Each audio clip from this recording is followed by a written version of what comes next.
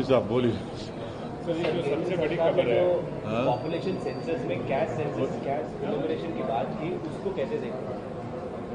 देखिए, हमारी पार्टी की तरफ से हम लोग 2021 से इस बात का मुतालबा कर रहे हैं, डिमांड कर रहे हैं कि भारत में कास्ट सेंसस होना ज़रूरी है।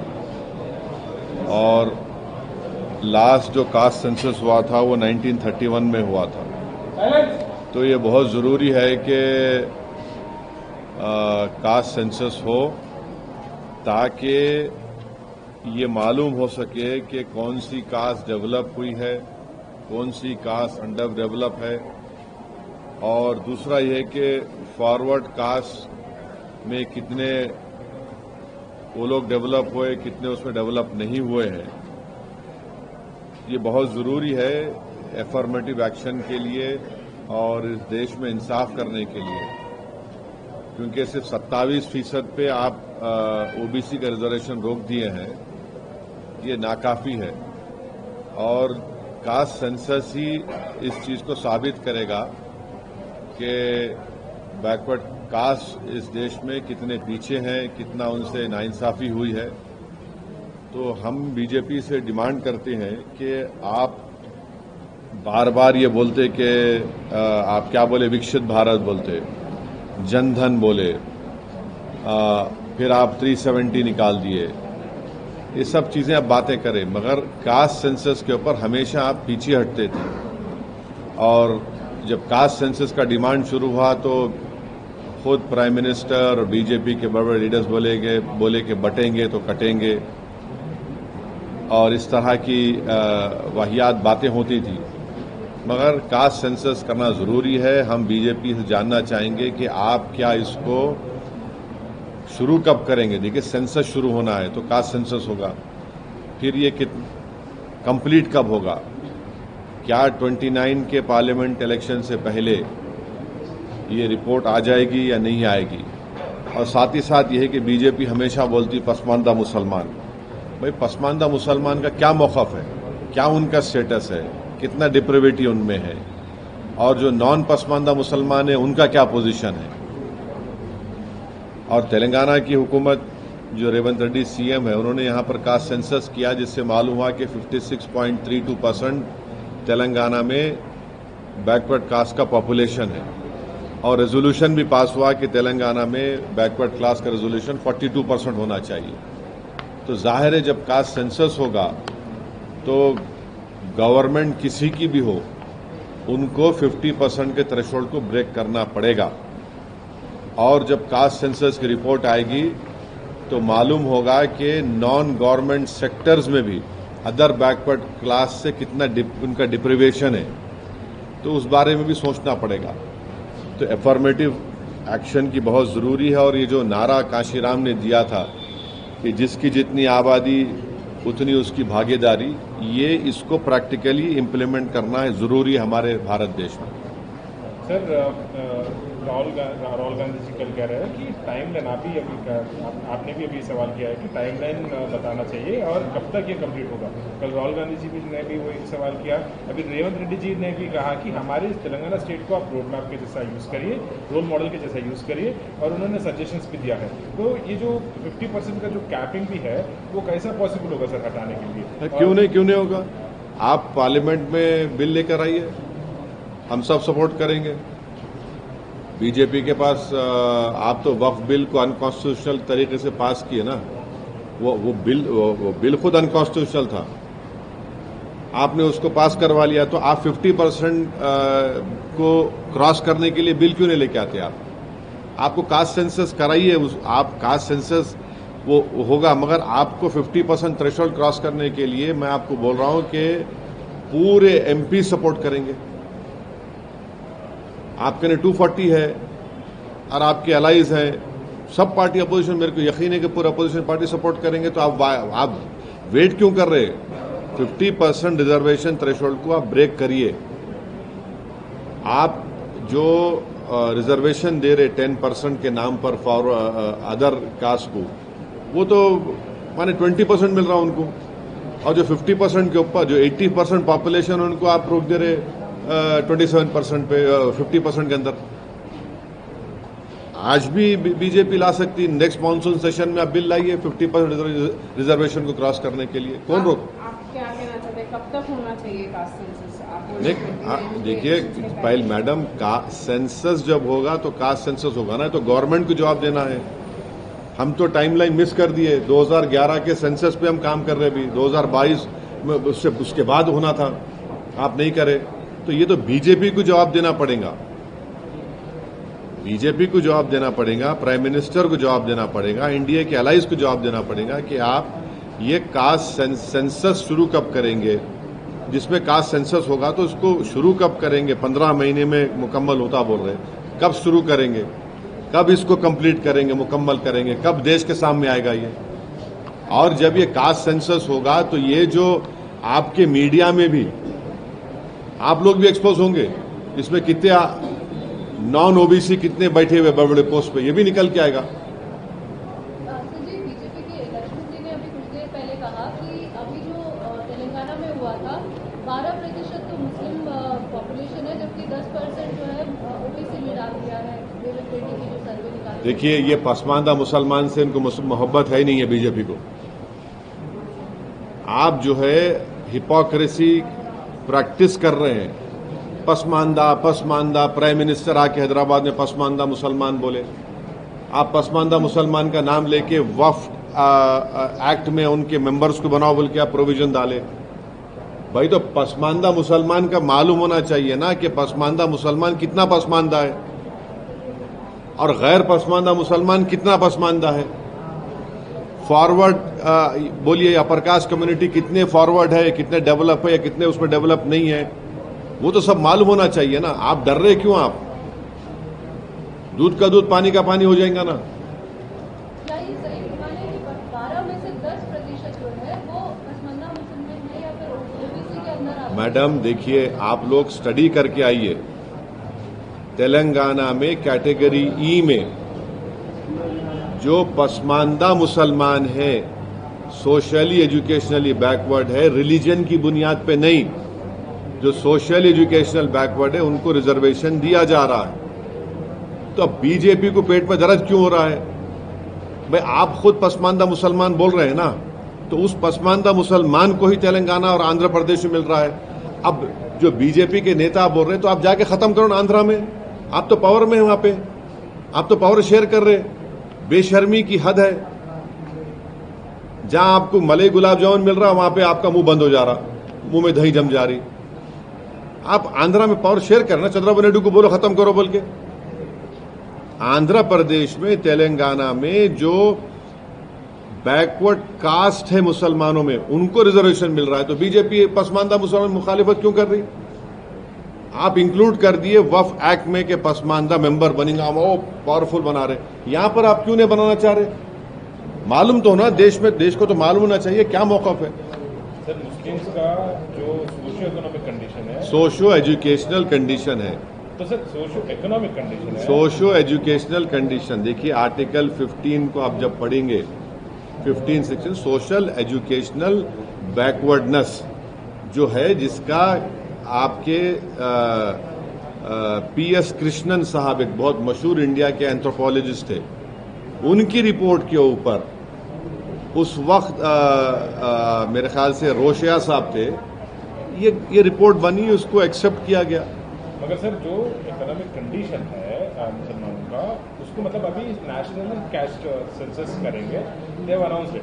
सो when this is conducted across nationally and when also they get to know the exact figures of the Muslims as well who are actually in the backward classes और जिनका सिचुएशन सोशियो इकोनॉमिक सिचुएशन ठीक नहीं है और socio educational situation ठीक नहीं है, तो उनको भी रिजर्वेशन देना चाहिए जैसा यहाँ पे मिल रहा है, जैसा आंध्र में मिल रहा है। देखिए डिमांड करेंगे एक बात, पहले कास्ट सेंसस होना है, समझे ना। जब आप कास्ट सेंसस करेंगे तो हाल हकीकत मालूम होंगी, और कास्ट सेंसस होगा तो पसमानदा मुसलमान का भी होना और जो गैर पसमानदा उनका भी होना, फॉरवर्ड कास्ट का भी होना, मालूम होना कि अगर फॉरवर्ड कास्ट के है तो वो लोग कितने डेवलप्ड और फॉरवर्ड है या कितने बैकवर्ड है। पसमानदा मुसलमान है तो कितने डिप्रावेशन उनमें है। और है उनमें, और जो नॉन पसमानदा मुसलमान है उनमें कितना डिप्रिवेशन है। मेरे को समझ में नहीं आ रहा कि अपर कास्ट के लोगों को पेट में दर्द क्यों हो रहा है। इसमें आप अपनी तकलीफ को, पेट के दर्द को, सर के दर्द को आप लाके मुसलमानों पे डालना चाह रहे, मत करिए। आपके सर का दर्द का इलाज आप खुद करिए। और बीजेपी ये अब बीजेपी के जो जितने बड़े बड़े सपोर्टर्स थे वो तो गाली दे रहे थे कास्ट सेंसस को। अब उनको क्या हो रहा, उनको तो अब उनको दिख गया मुसलमान। अरे छोड़ो भाई, अब तुम्हारा सर का दर्द का इलाज मैं कैसा करूंगा। मैं ये कह रहा हूं कि सबके दर्दों का इलाज कास्ट सेंसस है। आप कास्ट सेंसस कराओ, मालूम हो जाता ना। देखिए कास्ट सेंसस होगा तो कौन कहां खड़ा हुआ है, किसके पास कितनी दौलत है, किसके पास कितना जमीन है, किसके पास कितना एजुकेटेड है, कि कौन झोपड़ी में रह रहा, कौन घर परमानेंट घर में रह रहा, कौन किराएदार है, किसके पास एग्रीकल्चर की जमीन है, किसके पास इनकम है। ये तो सब निकल के आएगा ना। तो देश हित में है, ये अच्छा है, भारत मजबूत होगा। तो और सुनिए, देखिए एक बहुत बड़ा इकोनॉमिस्ट है, थॉमस सोवेल नाम है उसका, अमेरिका में।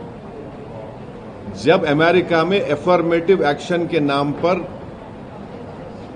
अफ्रीकन अमेरिकन, चाइनीज और जूस, जब एफर्मेटिव एक्शन की बात हुई तो ये कम्युनिटी डेवलप हुए, और जब डेवलप है तो अमेरिका पावरफुल बना। तो ये भारत को भी पावरफुल करना है। आप कैसा इतनी बड़ी आबादी को, जो 85% की आबादी है, उनको कैसा आप पिक्चर रखेंगे। आपको डेटा तो मालूम करना पड़ेगा ना। डेटा मिलेगा तो आप पॉलिसीज बनाएंगे, पॉलिसी बनाएंगे तो देश का फायदा होगा। आपको बस डेटा ही नहीं है तो, और ये भी मालूम होगा कि वो बैकवर्ड कास्ट में बाज ऐसे कास्ट भी है जो हर चीज खा ले रहे, दूसरों को नहीं मिल रहा। तो ये विन विन सिचुएशन है सबके लिए। सर जैसा तेलंगाना में बैकवर्ड क्लासेस में मुस्लिम, जो बैकवर्ड मुस्लिम्स है बैकवर्ड क्लासेस में मिला है, वैसा मिलाना चाहिए था क्या, भी मेरा सवाल था। अरे सुनिए, पहले डेटा आ जाने दीजिए। जब डेटा आएगा तो आप इतना मुतमईन रहिए, जब डेटा आ जाएगा तो पूरे देश को मालूम हो जाएगा कि किस तरीके से 85% पॉपुलेशन को, उनको इनजस्टिस उनसे हुई, कैसे उनको हिंदू मुस्लिम के झगड़ों में मिलाकर उनको पीछे रख दिया गया, कैसे उनका एक्सप्लॉयटेशन हुआ। तो ये सब चीजें मालूम होंगी ना। पहले तो कास्ट सेंसस तो होने दीजिए। आप लोग भाई, कास्ट सेंसस तो जरूरी है ना। सर तेलंगाना में कैश सेंसस हुआ, 50 दिन में 3.54 करोड़ लोगों का यहाँ पर डेटा हाँ, लिया गया, 56.34 ओबीसी पॉपुलेशन है। और आगे का एक्शन प्लान तेलंगाना, अरे भाई उन्होंने रेजोल्यूशन, असेंबली में रेजोल्यूशन पास करके बोल दिए कि 42% बीसीज को रिजर्वेशन दो आप। अब गवर्नमेंट ऑफ इंडिया को क्या करना है। और हम आज भी प्राइम मिनिस्टर से ये रिक्वेस्ट कर रहे हैं कि आप अपने आप को ओबीसी का नेता बोलते। प्राइम मिनिस्टर छाती को मार के बोले मैं बैकवर्ड क्लास का नेता हूं। आप एक बिल डालो ना पार्लियामेंट में, 50% रिजर्वेशन को ब्रेक करो आप।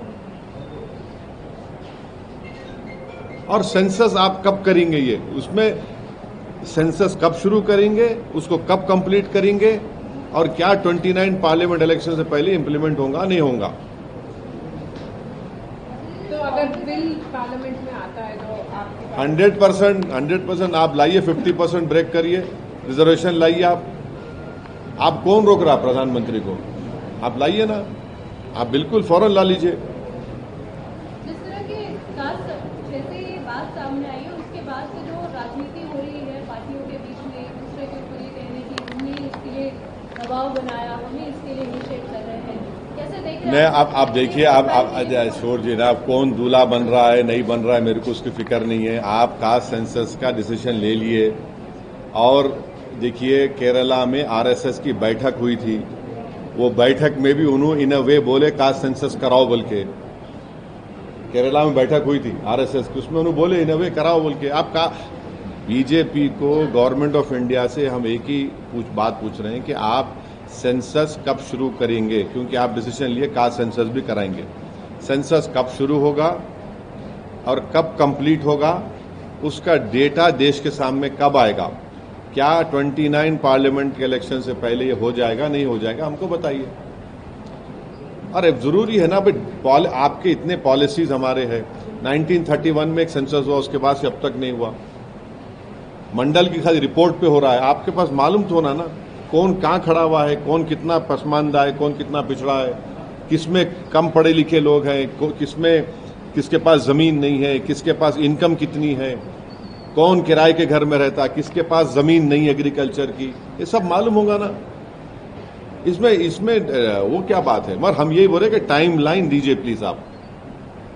कांग्रेस के लिए जिस टाइम पर ये अनाउंस किया जा रहा है, ये कहीं ना कहीं बता रहा है कि बिहार का जो चुनाव है उसके मद्देनजर है। क्या आप सच में समझते हैं कि आप भी हम बिहार चुनाव लड़ेंगे और अच्छी तरह से लड़ेंगे। हम बहादुरगंज से हमारे कैंडिडेट का अनाउंस भी कर दिए।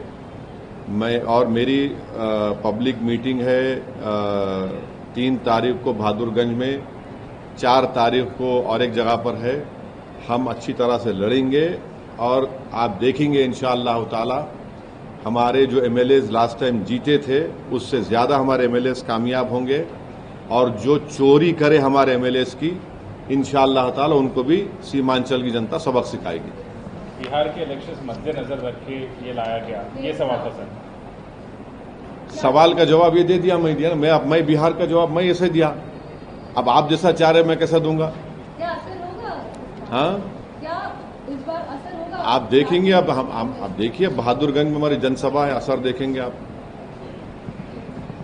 ओके सर, पाकिस्तान का जो कई सारे पोस्ट पे जो विड्रॉ कर रहे सोल्जर्स, मगर पाकिस्तान का जो डर है वो क्लियरली दिख रहा है। इस पे आपका क्या कहना है सर? सरकार से पाकिस्तानी जो पोस्ट है पाकिस्तान के बॉर्डर के अंदर LOC में जो लगे हुए पोस्ट है, वहां पे at those post they are withdrawing the soldiers and several soldiers left the positions and we are seeing also reports that Pakistani families are going to London. How would you like to respond, sir, and what would you like to say to the center that what center should do? देखिए, मैंने आप लोग जब press conference में ये बात कहा था कि काश 2019 में नरेंद्र मोदी वो जो लॉन्चिंग पैड्स की जमीन को हासिल कर लेते, जहां से लॉन्च पैड्स होते वो टेररिस्ट के, वो आप उसको ले लेते। अब आप जब ये आपकी न्यूज अगर सही है तो बहुत अच्छा है, हमको जाके वहां पे ले लेना चाहिए। मेरे को नहीं मालूम आपके ऊपर आप बोल रहे खाली करके चले गए, तो खाली करके चले गए तो फिर हम जाके बैठना वहां पे और छोड़ना नहीं। अब के बार अगर कुछ एक्शन ले रहे तो घर में घुस के बैठ जाना, घर में घुस के मारते बोले ना, अब घर में घुस के बैठ जाना, खत्म। ये होना चाहिए। POK ले लेना सर। नहीं, अरे गवर्नमेंट खुद बोल रही। एक बात सुनिए, POK नहीं, POK का रेजोल्यूशन है पार्लियामेंट का, भारत की पार्लियामेंट का रेजोल्यूशन है, वो भारत का है बोल के। तो बीजेपी क्या बोलती, घर में घुस के बोले डैश बोले, हम बोले घर में घुस के बैठ जाओ आप। ये खत्म होना है टेररिज्म, जो बार बार हर थोड़े दिन को जो टेररिज्म होता। आप देखिए हैदराबाद में लुम्बिनी पार्क का हुआ, दिलसुख नगर का हुआ। मैं एक शर्मा साहब को जानता हूं, तेलुगु के पंडित हैं, उन्होंने अपनी बेटी को खो दिए। कभी कभी आके मिलते मेरे दारुसलाम में, असद साहब मेरी बेटी याद आ रही मेरे को, बोले तेलुगु के पंडित अपनी नौजवान बच्ची को खो दिए। आप 26/11 का हुआ, निजामाबाद की एक दुल्हन वो VT स्टेशन पे मारी गई जिसके हाथों में मेहंदी थी। पुलवामा हुआ, आपके उरी हुआ, आपके पठानकोट हुआ, रेसी हुआ लास्ट ईयर, वैष्णो देवी के पास 7 टूरिस्ट को मारे। तो आपके पास तो पूरे सब अपोजिशन पार्टीज गवर्नमेंट को बोल रहे कि इसका आप खत्म करो, ये टेररिज्म को आप खत्म करो। आप पावर में हैं, आपको खत्म करना है इन चीजों को। एक आखिरी सवाल सर, जो पाकिस्तानी को वापस भेजा गया उसका डेटा रिलीज करना चाहिए क्या सेंटर? किसको वापस भेजा रहे? पाकिस्तानी जो नेशनल थे, शॉर्ट टर्म वीजा पे, साग वीजा पे जो थे, या फिर लॉन्ग टर्म वीजा। अरे वो छोड़ दे भाई, वो जो बच्ची आके बैठ गई यहाँ पे 2 बच्चों को लेके, उनको क्या बोलते तुम लोग पूछ रहे नहीं तुम लोग हैं? वापिस जाओ बोल के, अरे उन्हें आके बैठ गए, उन्हें वो क्या किस्सा क्या है प्यारे, वो तुम लोगों को बड़ी मोहब्बत उससे हो गई, उसका बारे में पूछ रहे हैं तुम लोग। वापिस जाओ। अरे हाँ, हंसरा देखो। अरे क्या बोलेंगे? चलिए और कुछ है? Thank you sir. Thank you.